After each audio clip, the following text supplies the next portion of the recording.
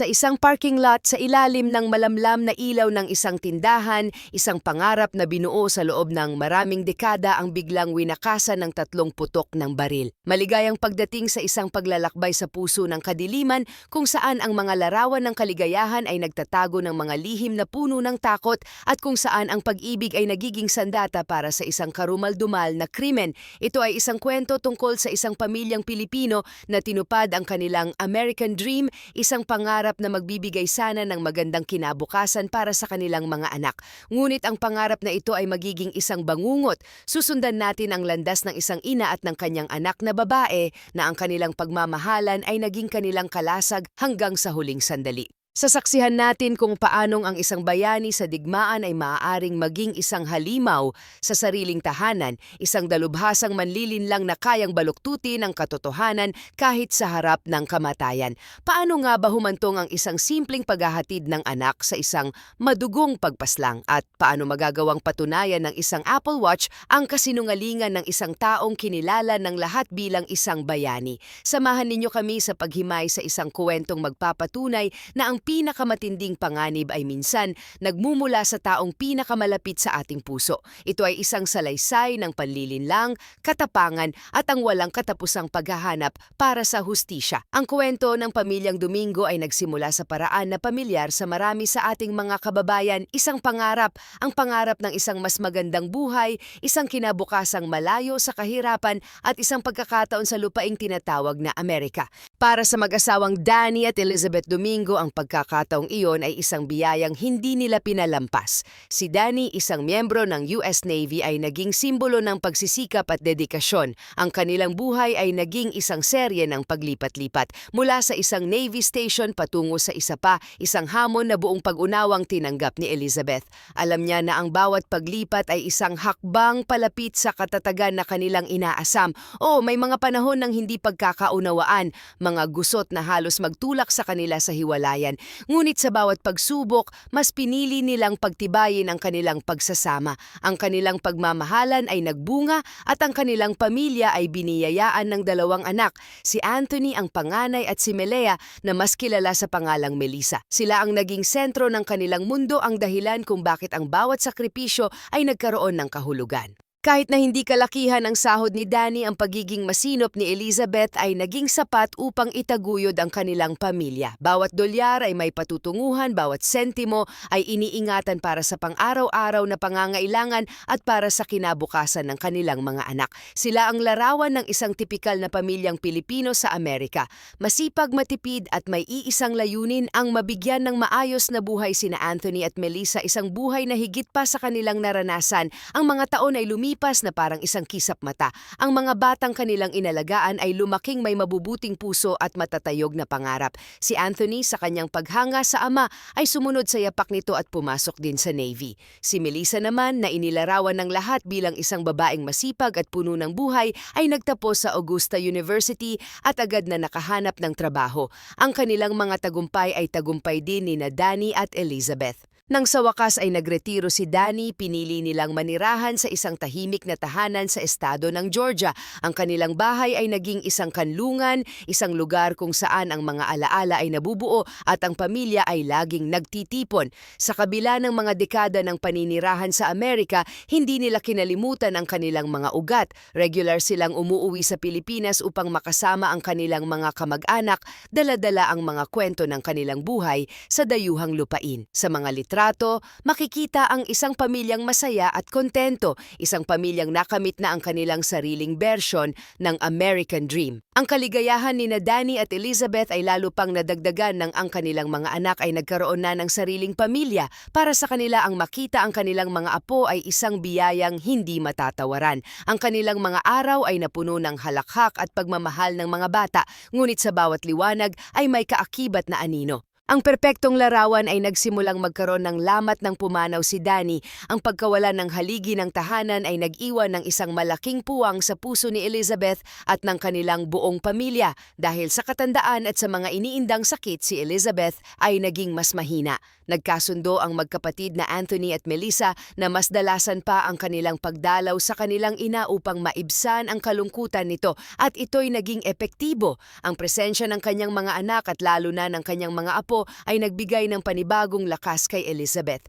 Kahit na kinailangan na niyang gumamit ng tungkod at uminom ng sari-saring gamot, ang kanyang ngiti ay nananatiling matamis lalo na kapag kapiling niya ang mga bunga ng kanyang pagmamahal. Sa kanyang social media, buong pagmamalaki niyang ibinabahagi ang mga larawan kasama ang kanyang mga apo, mga sandali ng purong kaligayahan. Ngunit ang kaligayahang iyon ay pansamantala lamang. Noong Setyembre, isang balita ang yumanig sa kanilang komunidad. Ang 74 taong gulang na si Elizabeth Domingo ay pumanaw na. Ayon sa ulat, isinugod pa siya sa ospital ngunit idineklarang dead on arrival. Ang sanay isang panahon ng pagluluksa para sa isang minamahal na ina at lola ay naging isang misteryong bumalot sa lahat. Dahil sa isang kasunod na ulat, isang mas nakakagimbal na katotohanan ang lumabas. Hindi lamang si Elizabeth ang namatay. Ang kanyang 41 taong gulang na anak na si Melissa ay pumanaw din. Hindi maintindihan ng mga tao ang nangyari. Paano nangyari ito? Isang aksidente ba? Ngunit ang paunang investigasyon ay nagbigay ng isang mas malagim na kasagutan. Hindi ito aksidente o natural na pagkamatay. Ang mag-inang Domingo ay pinaslang. Sila ay binaril sa labas ng isang establishmento. Ang balita ay kumalat na parang apoy. Sa social media, ipinaalam ni Anthony sa lahat ang pagkawala ng dalawang pinakamahalagang babae sa kanyang buhay. Ang comment section ay napuno ng mga mensahe ng pakikiramay, ng pagkabigla at ng mga tanong, sino ang may gawa nito? Bakit? Sa gitna ng pagdadalamhati, iba't ibang teorya ang lumabas. May nagsabing baka ito ay isang hate crime dahil sa dumaraming kaso ng karahasan laban sa mga Asyano sa Amerika. Mayroon ding nag-isip na baka biktima sila ng isang hold-up na nauwi sa patayan. Ang kanilang mga kamag-anak sa Pilipinas ay hindi mapakali, nagtatanong kung sino ang kayang gumawa ng ganitong kalupitan sa dalawang mabuting tao. Bago matapos ang buwan ng Setyembre, naglabas ang mga autoridad ng isang mugshot. Ang suspect, isang lalaking nagngangalang Hajir Talabzeda. Para sa marami, ang kanyang itsura pa lamang ay sapat na upang husgahan siya. Ngunit para sa iba, may mas malalim na kwento sa likod ng krimen. Isang kwentong magsisimula sa isang pag-iibigan sa high school at magtatapos sa isang trahedya sa isang parking lot. Habang nagluluksa ang pamilya, na natiling tahimik si Anthony. Ngunit pagkatapos mailibing ang kanyang ina at kapatid, nagsalita siya at sa kanyang mga salita, dahan-dahang nabuksan ang isang kahon ng mga lihim na matagal nang nakatago. Nalaman ng publiko na ang pagpaslang ay hindi isang random na krimen.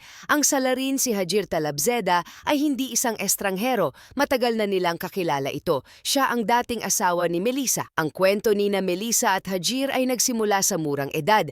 Magkaklase sila sa high school, dalawang mundong nagbanggaan. Si Melissa ang dalagang Pilipina na may masayahing ngiti. Si Hajir, isang binatang ipinanganak sa Iran noong kasagsagan ng digmaan, isang refugee na dinala ng tadhana sa Amerika. Nahulog ang loob ni Hajir sa kabaitan at kasiglahan ni Melissa. Di nagtagal, naging high school sweethearts sila. Sila ay laging magkasama, masaya at tila hindi mapaghihiwalay. Sa kabila ng kanilang magkaibang pinagmulan, ang kanilang pag-ibig ay tila sapat na upang pag-isahin sila. Dahil sa nakikitang kaligayahan ni Melissa, buong pusong tinanggap ng pamilyang Domingo si Hajir. Itinuring nila siyang parang tunay na anak. Pagkatapos ng high school, sumali si Hajir sa militar. Ang kanyang serbisyo ay nagdala sa kanya sa iba't ibang lugar. Ngunit ang kanilang pag-iibigan ay nanatiling matatag. Sumunod si Melissa sa kanya at sa loob ng ilang taon, nagsama sila sa iisang bubong. Pagkalipas ng 6 na taon, ibinahagi ni Melissa ang balita, kasal na sila ni Hajir. Muli dahil sa kaligayahan ng kanilang anak, buong suporta nila itong tinanggap. Ang kanilang pagsasama ay nagbunga ng isang malusog na sanggol na lalaki. Habang laging nakadeploy si Hajir, si Melissa ay nanatiling abala. Nagkaroon siya ng iba't ibang trabaho habang tinatapos ang kanyang pag-aaral. Ang buhay ay tila perpekto, lalo na nang magtayo si Hajir ng dalawang matagumpay na negosyo, isang kumpanya ng air freight at isang construction company. Ang kanyang tagumpay sa negosyo ay kasabay ng kanyang tagumpay sa militar. Ayon sa mga ulat, si Hajir ay naging isang respetadong sundalo. Naging bahagi siya ng isang special joint unit ng CIA at NSA na ipinadala sa Afghanistan noong 2013 at sa Iraq noong 2016 upang labanan ang ISIS. Siya ay isang bayani sa mata ng kanyang bansa, ngunit ang digmaan ay nag-iiwan ng mga pilat na hindi nakikita. Noong 2018, natapos ang karera ni Hajir sa militar. Dahil sa tindi ng mga laban ng kanyang pinagdaanan, nagkaroon siya ng malubhang spinal at brain injury. Bagamat sa panlabas ay mukha siyang normal, nakakalakad, nakakapagsalita sa mata ng mga doktor, siya ay 100% disabled. Nagretiro siya na may karangalan naman isang discharge with honors. Pagka-uwi ni Hajir, bumalik sila ni Melissa sa Georgia. Ipinagpatuloy niya ang pamamahala sa kanyang mga kumpanya at ang kanilang buhay ay naging masagana. Si Anthony ay madalas bumisita sa kanila at masaya siyang makita na maayos ang buhay ng kanyang kapatid. Mayroon silang magandang bahay, matatag na pinansyal at isang anak na nagbibigay liwanag sa kanilang tahanan. Sila ang larawan ng isang pamilyang perpekto. Kaya naman ang tanong ng lahat, bakit? Bakit umabot sa patayan ng isang pagsasamang binuo sa loob ng halos 2 dekada? Ang sagot ay nagsimulang lumabas sa korte. Nang humarap si Hajir noong Nobyembre 7, hiniling ng kanyang abogado na payagan siyang magpiyansa, ngunit marin itong tinutulan ng taga-usig. Para sa prosekusyon, si Hajir ay isang panganib sa publiko at sa korte ang mga lihim sa likod ng masasayang litrato ay isa-isang nabunyag. Ayon sa salaysay ni Anthony, ilang taon pagkatapos ma-discharge ni Hajir sa militar, unti-unti itong nagbago. Ang dating mapagmahal na asawa ay naging isang taong nakakatakot. Napansin ng pamilya na si Melissa ay tila laging ninenerbyos, parang takot na magkamali. Sa simula, inisip nilang ito ay isang ordinaryong pag-aaway ng mag-asawa na malalampasan din. Ngunit ang simpleng pag-aaway ay nauwi sa sigawan at ang sigawan ay nauwi sa sakitan. Sa huli, wala nang ibang pagpipilian si Melissa kundi ang umalis. Ang kanilang diborsyo ay naging pinal noong Nobyembre 2024. Ngunit ang paghihiwalay ay hindi nagbigay ng kapayapaan. Sa halip, ito ang naging simula ng isang mas matinding digmaan, ang laban para sa kustodya ng kanilang nag-iisang anak. Nagsimula ang mainit na labanan sa korte noong Hulyo 2022.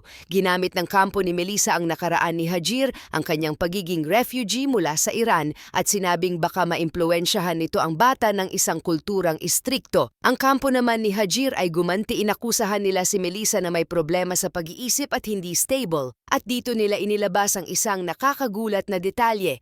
Noong 2021, binaril ni Melissa si Hajir. Sa unang dinig, ito ay isang malakas na ebidensya laban kay Melissa. Sa isang 911 recording, maririnig ang kanyang nanginginig na boses, "Binaril ko ang asawa ko." Inaresto siya at sinampahan ng patong-patong na kaso. Ngunit sa halip na makatulong sa kaso ni Hajir, ang detalyeng ito ang naging susi sa paglantad ng kanyang tunay na pagkatao. Sa paglilitis, ibinasura ng hukom ang lahat ng kaso laban kay Melissa. Isang psychiatrist ang tumestigo at nagpatunay na ginawa lamang iyon ni Melissa upang protektahan ang kanyang sarili at ang kanilang 5 taong gulang na anak. Sa korte, tinawag si Hajir na isang master manipulator. Lumabas ang mga police report na isinampa ni Melissa noong 2021. Inilarawan niya kung paanong inilubog ni Hajir ang kanyang mukha sa inidoro at kung paanong isang beses ay pinaputukan siya nito ng baril. Nang magmintis ang bala, sinabi pa di umano ni Hajir na maswerte siya. Dahil sa tindi ng kanyang mga pinagdaanan, opisyal na na-diagnose si Melissa na may post-traumatic stress disorder, PTSD, Stockholm Syndrome, Battered Person Syndrome at Panic Disorder. Ang babaeng dating masayahin ay naging anino ng kanyang dating sarili, nabubuhay sa takot. Ipinakita rin ng kampo ni Melissa ang mga text message at email na nagpapatunay kung gaano ka-controlling at kamapanlinlang si Hajir. Napatunayan sa korte na si Hajir ay hindi lamang isang manipulator kundi isang bayolenteng tao. Kaya naman naniwala ang hukom na binaril siya ni Melissa bilang depensa sa sarili. Sa kabila ng pagkaabsuelto ni Melissa, ang desisyon sa kustodya ay naging komplikado. Iginawad ng hukom ang full custody kay Hajir, ngunit may malinaw na babala. Sinabi ng hukom na para sa kanya, parehong may problema sina Melissa at Hajir at ang kanilang relasyon ay toxic. Ang sinumang third party na magpepetisyon para sa kustodya ng bata ay mas malamang na pagkatiwalaan niya. Pareho silang inutusang sumailalim sa mental health treatment at co-parenting counseling. Ayon sa therapist ni Melissa, malaki ang naging pagbabago niya. Ngunit sa bawat sesyon, iisa ang kanyang sinasabi. Natatakot siya para sa kanyang buhay sa tuwing susunduin niya ang kanyang anak mula kay Hajir. Ang takot na iyon ay hindi walang basehan. Si Hajir sa kanyang yaman at impluensya ay tila ginagamit ang sistema upang ipitin si Melissa. Pagkatapos ng kanyang serbisyo militar, naiulat na nagtrabaho siya bilang isang linguist na may NSA clearance at kumikita ng milyon-milyon sa high-yield day trading. Dahil mas maliit ang kita ni Melissa bilang isang dental hygienist, lagi siyang inaakusahan ni Hajir na gusto lamang nitong makuha ang bata para makahutot ng pera sa pamamagitan ng child support.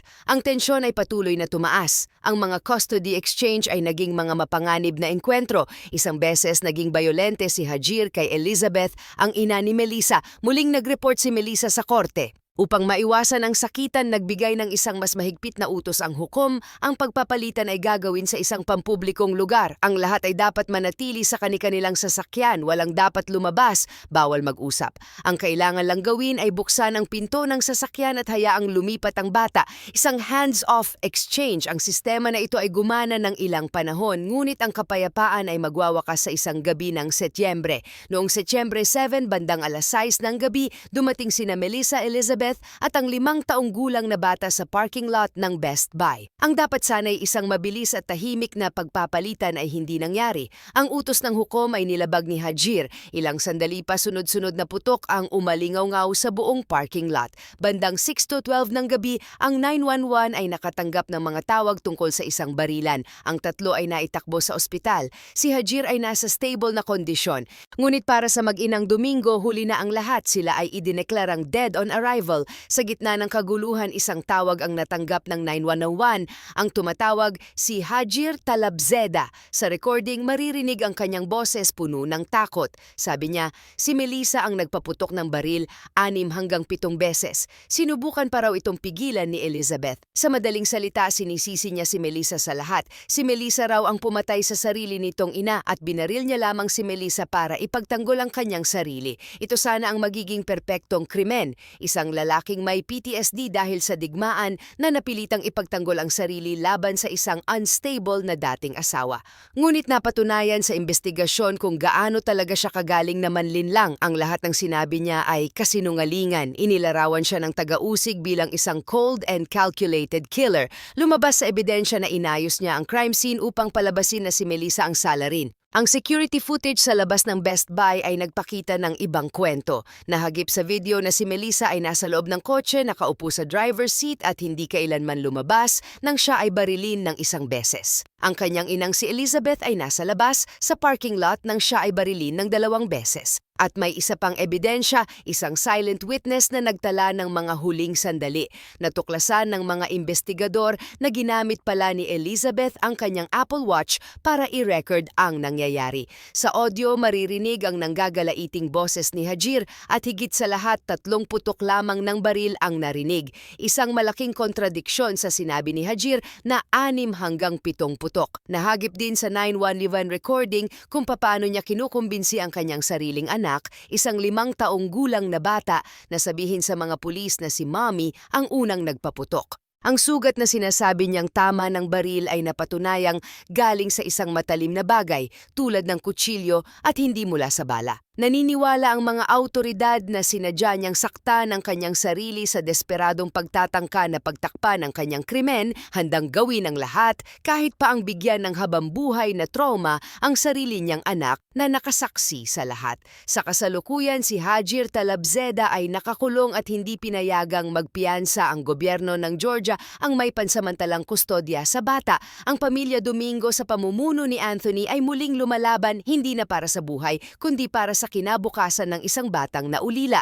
Nag-set up sila ng isang GoFundMe page para sa mga gastusing legal dahil gusto nilang makuha ang full custody. Nakasulat doon ang kanilang takot na sa yaman at impluensya ni Hajir, baka isang araw ay kunin nito ang bata at dalhin pabalik sa Iran, malayo sa kanila magpakailanman. Si Hajir ay nahaharap sa 2 bilang ng pagpatay at 1 bilang ng child cruelty. Ang kinatatakutan ngayon ng pamilya ni Melissa ay ang posibilidad na gamitin ng kampo ni Hajir ang insanity defense dahil sa kanyang diagnosis na PTSD. Kung mapaniwala niya ang korte na wala siya sa tamang katinuan ng mangyari ang krimen, sa halip na sa kulungan, sa isang mental hospital ang kanyang bagsak. Ang kwento ng pamilyang Domingo ay isang paalala na ang pangarap ay maaring maging isang babala, isang paalala na ang karahasan ay madalas nagtatago sa likod ng mga pamilyar na ngiti at masasayang larawan. Ito ay isang kwento ng isang ina at anak na magkasama hanggang sa huli at ang isang pamilyang patuloy na lumalaban para sa hustisya. Ang kanilang laban ay hindi pa tapos. At habang hinihintay ng lahat ang hatol ng korte, isang tanong ang nananatili: magkakaroon pa ba ng tunay na kapayapaan para sa mga naiwan?